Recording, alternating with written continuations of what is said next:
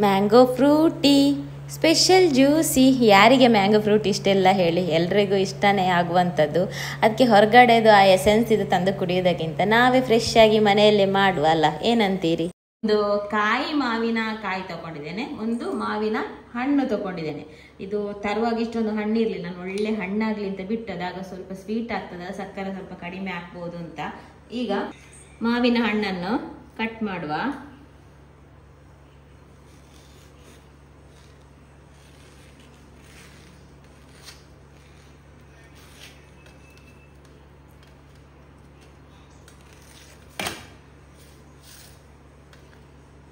ಈಗ ನಮ್ಗೆ ಇದ್ರದ್ದು ಮಾವಿನ ಒಳಗಿದು ಮಾತ್ರ ಬೇಕದಕ್ಕೆ, ಸಿಪ್ಪೆ ಬೇಡ. ಅದಕ್ಕೆ ಈ ರೀತಿ ಇದನ್ನು ಕಟ್ ಮಾಡಿಕೊಳ್ತೇನೆ.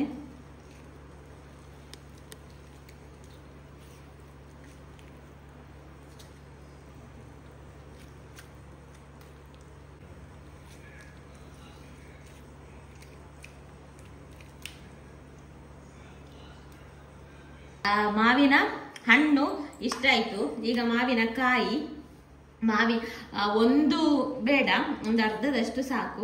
ಮಾವಿನ ಹಣ್ಣು 2 ತಗೊಂಡ್ರೆ ಇದನ್ನೊಂದು ಹಾಕ್ಬೋದು. ನಾನಿಲ್ಲಿ ಅರ್ಧದಷ್ಟು ಹಾಕ್ತೇನೆ. ಇದು ಕೊಡಿದ್ರದು ಒಳಗಿದು ಮಾತ್ರ ಹಾಕ್ಲಿಕ್ಕೆ.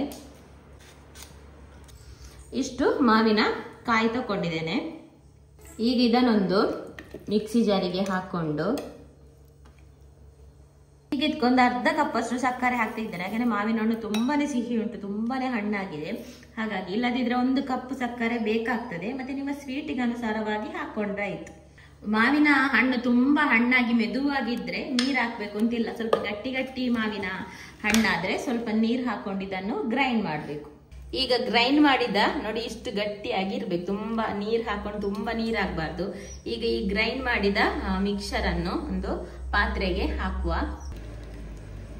ಇನ್ನಿದ್ಕೆ ಮಿಕ್ಸಿ ತೊಳೆದ ನೀರನ್ನು ಆಡ್ ಮಾಡುವ, ಜಾಸ್ತಿ ಇಲ್ಲ ನೋಡಿ, ಒಂದು ಅರ್ಧ ಕಪ್ ಅಷ್ಟು. ಈಗ ನಾನು ಗ್ಯಾಸ್ ಆನ್ ಮಾಡಲಿಲ್ಲ. ಈಗ ಇದನ್ನು ಚೆನ್ನಾಗಿ ಮಿಕ್ಸ್ ಮಾಡಿ ಗ್ಯಾಸ್ ಅನ್ನು ಆನ್ ಮಾಡುವ. ಈಗ ಇದನ್ನು ಚೆನ್ನಾಗಿ ಕುದಿಸ್ಬೇಕು. ಹೇಗೆ ಅಂದ್ರೆ ನೋಡಿ, ಇದರ ಕಲರ್ ಉಂಟಲ್ಲ ಒಂಥರ ಚೇಂಜ್ ಆಗ್ತದೆ. ಮಾವಿನ ಹಣ್ಣು ಬೇಯುವಾಗ ಇದರ ಕಲರ್ ಸ್ವಲ್ಪ ಚೇಂಜ್ ಆಗ್ತಾ ಬರ್ತದೆ. ಹಾಗೇನೆ ಒಂಥರ ಸಿಲ್ಕಿ ಸಿಲ್ಕಿ ಕಾಣ್ತದೆ. ಅಷ್ಟು ಇದನ್ನು ಕುದಿಸ್ಬೇಕು. ಹಾಗೇನೆ ಸ್ವಲ್ಪ ಗಟ್ಟಿ ಆಗ್ತದೆ ಇದು ನೋಡಿ, ಬೇಗನೆ ಗಟ್ಟಿ ಆಗ್ತದೆ. ನೋಡಿ ಗಟ್ಟಿ ಆಗ್ತಾ ಬಂತು.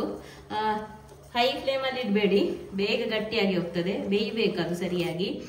ಒಂದು ಮೀಡಿಯಂ ಅಥವಾ ಲೋ ಫ್ಲೇಮ್ ಅಲ್ಲಿ ಒಂದು 5 ರಿಂದ 6 ನಿಮಿಷ ಇದನ್ನು ಚೆನ್ನಾಗಿ ಈ ರೀತಿ ಕೈ ಬಿಡದೆ ಮಿಕ್ಸ್ ಮಾಡ್ತಾ ಇದನ್ನು ಬೇಯಿಸಬೇಕು.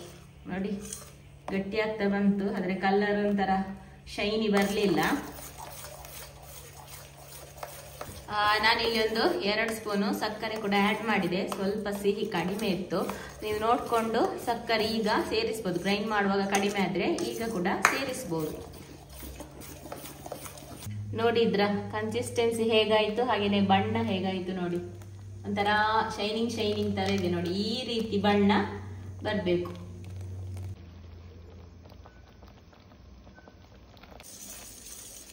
ಸಾಕು ಇಷ್ಟು ಕುದಿದದ್ದು. ಈಗ ಗ್ಯಾಸ್ ಆಫ್ ಮಾಡಿ ಈಗ ಇದನ್ನು ಒಂದು ಸ್ಟ್ರೈನರ್ ಇಂದ ಇದನ್ನು ಸೋಸ್ಕೊಳ್ಳುವ.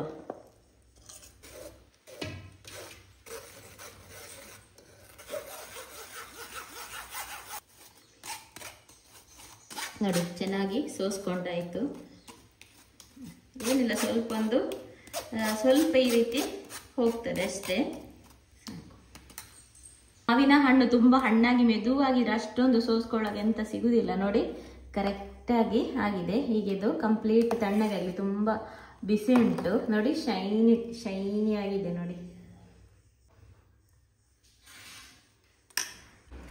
ನೋಡಿ ತಣ್ಣಗೆ ಆಗ್ತಾ ಬರುವಾಗ ಗಟ್ಟಿ ಆಗ್ತದೆ. ಇನ್ನು ಕೂಡ ಸ್ವಲ್ಪ ಬಿಸಿ ಉಂಟು. ಈಗ ಇದನ್ನು ಸರ್ವ್ ಮಾಡೋದು ಹೇಗೆ ಅಂತ ಹೇಳ್ತೇನೆ.